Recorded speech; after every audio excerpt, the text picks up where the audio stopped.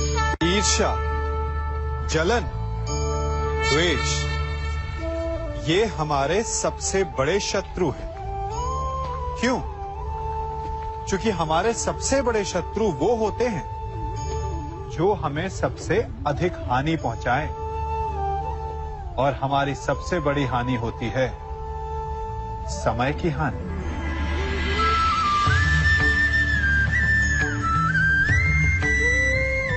सबके पास जीवित रहने का एक सीमित समय होता है। कोई भी सदा अमर नहीं रहता। जलन और द्वेष के कारण हम जो समय अपने विकास और प्रगति में लगा सकते थे, वो समय हम उसके विषय में सोचने में लगा देते हैं जिससे हमें ईर्ष्या है। जलन की अग्नि शत्रु से अधिक स्वयं को जलाती है, तो अपने जीवन को धुआं बना देना क्या उचित है? किसी की प्रगति को देखकर अपने मन में ईर्ष्या और जलन आने से उचित क्या ये नहीं होगा कि हमारे कारण किसी के होठों पर मुस्कुराहट आए? एक बार अपने मन से जलन को निकाल के तो देखिए, अपने आप को बहुत ऊंचा पाएंगे और समझ में आएगा कि इस ईर्ष्या के कारण हमने क्या क्या खो दिया है।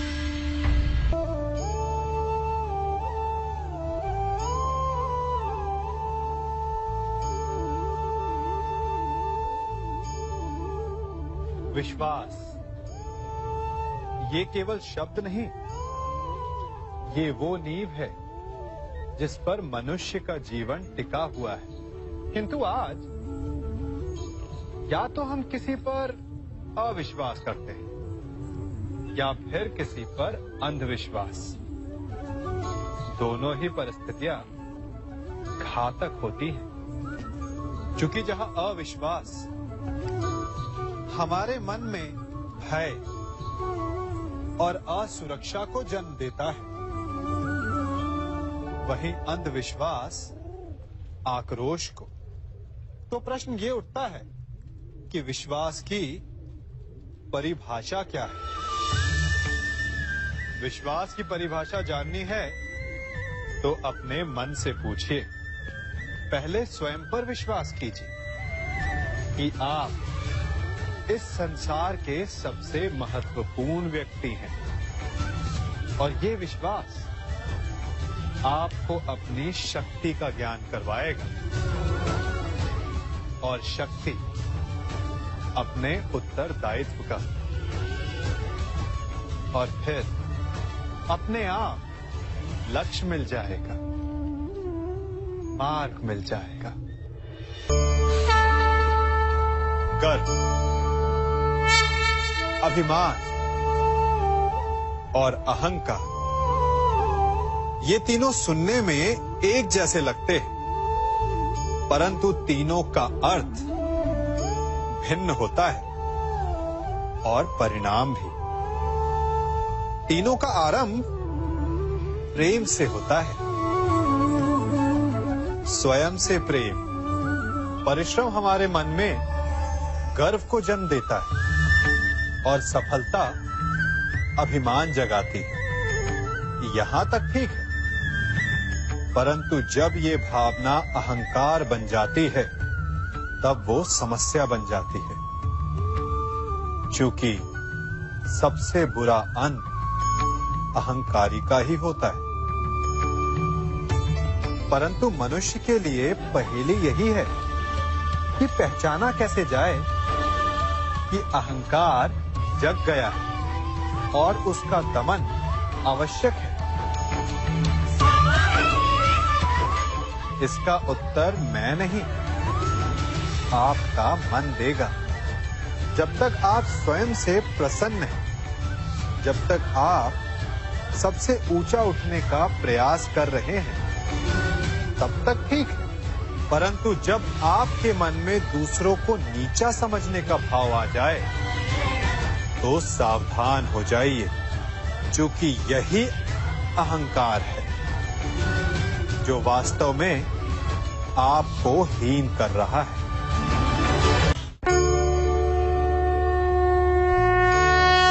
मनुष्य का मन स्वभाव से ही चंचल होता है। अब बालकों को देखो, माता पिता कहेंगे कि नदी के पास मत जाना, वन में मत खेलना, तो अवश्य वो वही करेंगे जिसके लिए उन्हें मना किया गया हो।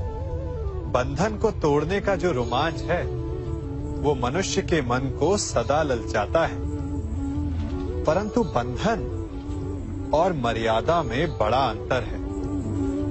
कभी कभी बंधन तोड़ना उचित होता है, परंतु मर्यादा तोड़ना नहीं, चाहे वो प्रेम की हो, शत्रुता की हो, या फिर अतिथि की हो। फिर ये प्रश्न उठता है कि मर्यादा है क्या? हमें कैसे भान हो कि किस सीमा को हमें पार नहीं करना चाहिए? जैसा व्यवहार आप किसी दूसरे से अपने लिए चाहते हैं, वास्तविकता में वही आपकी भी मर्यादा है। जो सीमा आप किसी दूसरे को पार नहीं करने देना चाहते, वही सीमा आपकी भी है। जिस दिन से आप अपने मन से ये प्रश्न करना प्रारंभ कर देंगे, तब से ना आपसे कोई मर्यादा भंग होगी, ना ही कोई अपराध होगा। कदाचित इसीलिए कहा जाता है कि जब आपका मन नियंत्रण में हो, तो आपके हृदय के साथ साथ ईश्वर आपके मन में भी वास करता है। जिससे आप अपनी मर्यादा का प्रश्न पूछोगे, तो वो कभी अनुचित उत्तर नहीं देता।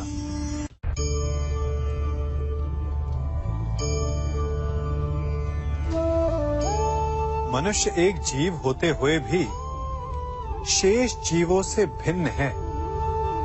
क्यों?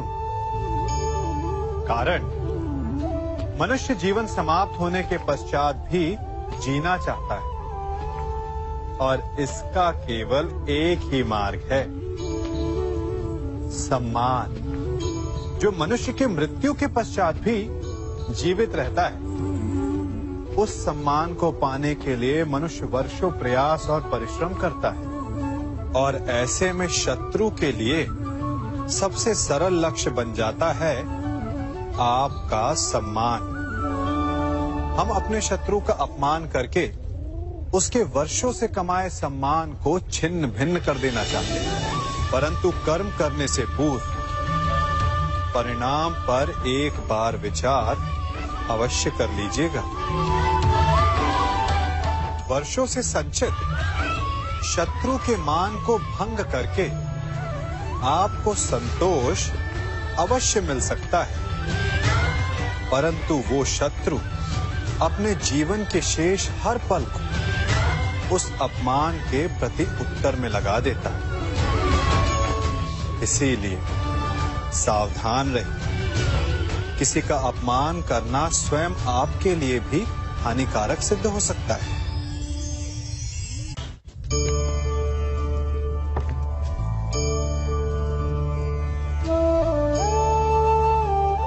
क्या कर रहा हूं मैं? इस अग्नि को शांत करने का प्रयत्न कर रहा हूं मैं। परंतु एक अग्नि दूसरी अग्नि को कभी शांत नहीं कर सकती। वो उसे और अधिक प्रज्वलित ही करती है। अपमान से जन्म लेने वाली अग्नि का प्रतिकार प्रतिशोध नहीं हो सकता, क्योंकि प्रतिशोध की अग्नि अपमान की अग्नि से अधिक प्रचंड होती है। तो उसका त्राण क्या है? उत्तर चाहिए? मैं दिखाता हूं।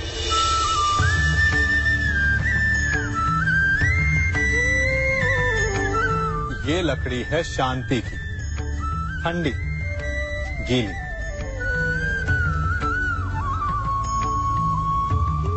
अपमान की अग्नि से त्राण पाने का मार्ग प्रतिशोध नहीं, शांति है, स्वयं का विकास। अपने आप को इतना बड़ा बना लो कि आपका शत्रु आपका अपमान करने का प्रयास ही ना कर पाए। अन्यथा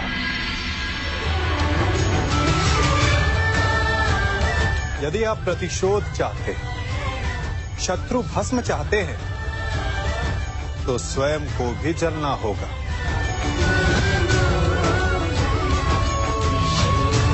क्योंकि प्रतिशोध की अग्नि स्वयं को भी जलाती है, और ऐसा आप कदापि नहीं चाहेंगे, है ना?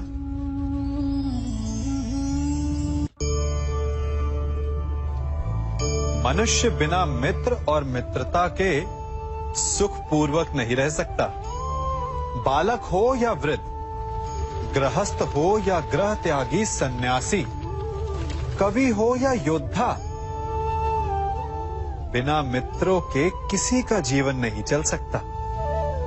यदि यह संबंध इतना आवश्यक और शक्तिशाली है, तो उसके उत्तरदायित्व भी आवश्यक हो जाते हैं। परंतु प्रश्न ये उठता है कि मित्र कौन होता है? आप कहेंगे कि मित्र वो होता है जो सदा हमारा साथ दे, हमारे सुख में आनंद मनाए, हमारे दुख में हमारा सहारा बने, हमारे विरोधियों का शत्रु हो जाए वो, यही ना? परंतु क्या वास्तविकता में मित्र की पहचान यही होती है? मित्र के लिए आवश्यक है कि आवश्यकता पड़ने पर वो आपका विरोध करे। यदि आप सच्चे मित्र हैं, यदि आपका मित्र मूर्खतावश, जानबूझकर या किसी कुचक्र में फंसकर कोई अनुचित कार्य करने जा रहा है, तो आपका कर्तव्य बनता है कि सबसे पहले आप उसे वो कार्य करने से रोकें, उसका विरोध करें। क्योंकि यदि मित्र ने कुछ अनुचित किया, तो आप भी स्वयं को अपयश का भागीदार बनने से नहीं रोक पाएंगे।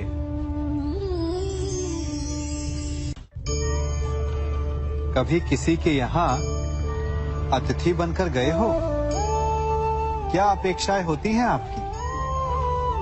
कि आपका स्वागत हो, सम्मान हो, यही ना? अवश्य कि आपका सत्कार करने वाला मन से ऐसा कर रहा है, या उसके मन में कोई खोट है? कहीं वो धूर्त तो नहीं? क्योंकि धूर्त का सत्कार भी विनाशकारी ही होता है। फिर से एक प्रश्न उठता है कि धूर्त को पहचाने कैसे? कभी सर्प को देखा है? उसके निकट जाओ तो फुफकारता है, दूर रहने की चेतावनी देता है। और यदि वही सर्प आपके निकट आकर नृत्य करने लगे तो विचित्र नहीं लगेगा आपको? लगेगा ना? उसी प्रकार किसी के स्वभाव में यही विचित्रता आना धूर्तता का लक्षण है। धूर्तता से आपको ठगने वालों का भी सबसे बड़ा लक्षण यही होता है कि वो आपसे अपने स्वभाव के विपरीत व्यवहार करते हैं। जो आपसे अधिक मीठी बातें करे और अत्यधिक विनय दिखाए, तो उससे सावधान हो जाइए। क्योंकि मित्र दिखावा नहीं करते, और अत्यधिक प्रेम का दिखावा करने वाले मित्र नहीं होते। अति विनयम धूर्तस्य लक्षणम।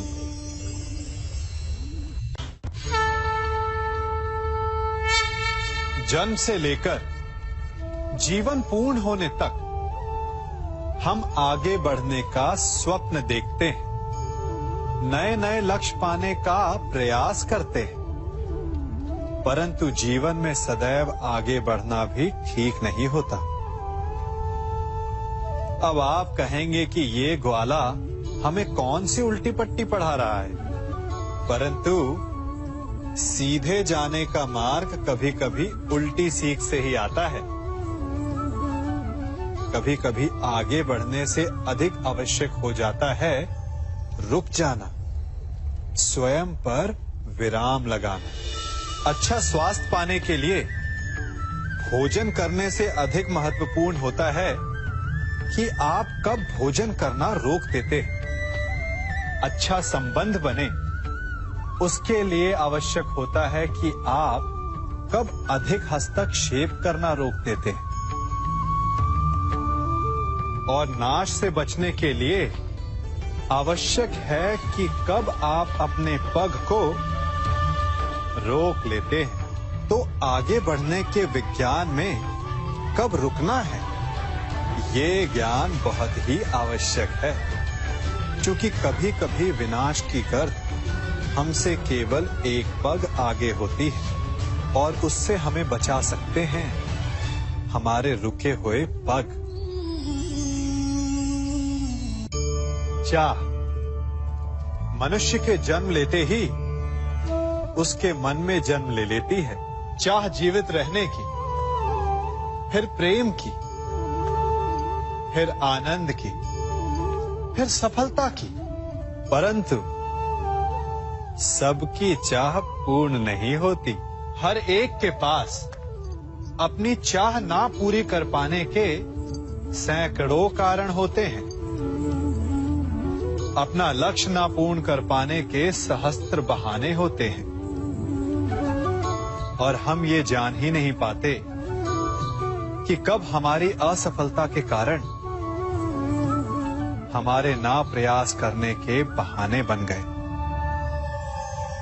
हम जो चाहते हैं उसे ना पा सकने का कारण ये कभी नहीं होता कि अवरोध बड़ा था।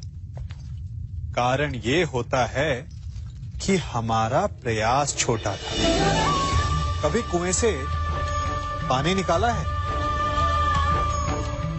तो अवश्य देखा होगा कि कोमल रेशों से बनी हुई रस्सी भी कठोर पाषाण पर अपने निशान छोड़ जाती है और हर बढ़ता निशान उस पाषाण को और दुर्बल बना देता है।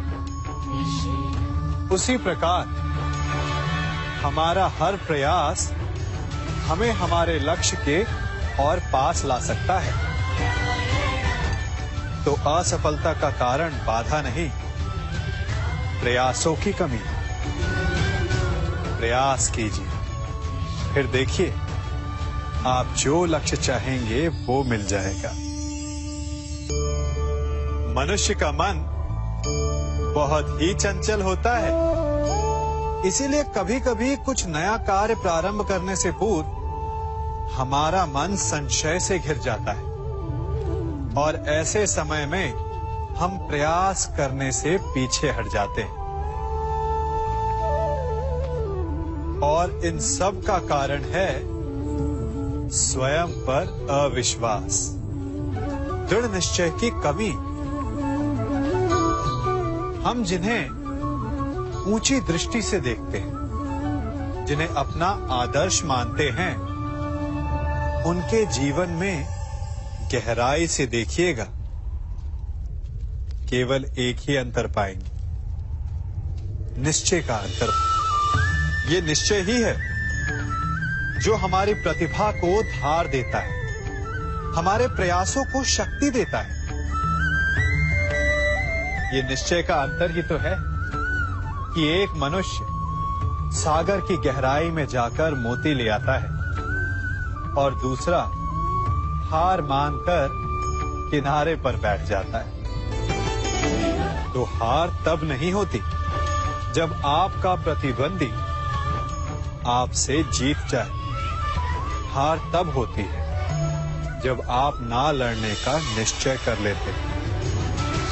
इसीलिए यदि मार्ग बंद हो जाए तो उसे खोलने का प्रयास करो, और यदि मार्ग ना खुला तो भी अपने प्रयासों से नया मार्ग बना लोगे।